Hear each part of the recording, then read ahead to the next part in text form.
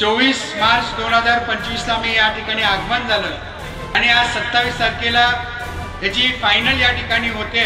या कार्यक्रमाची शोभा वाढवण्यासाठी या ठिकाणी उपस्थित असलेले महाराष्ट्राचे अतिशय लोकप्रिय आणि धडाडीचे उपमुख्यमंत्री माननीय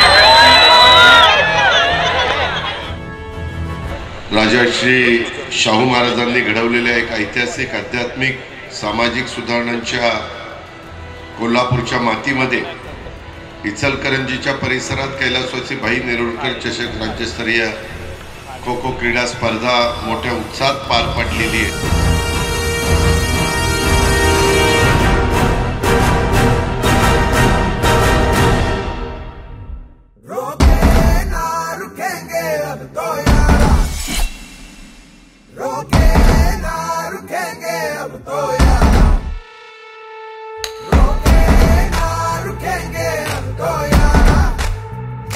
खड़े वही डरे नहीं जो डट के चलते रास्ते पे है, हौसले से दे तू जवाब।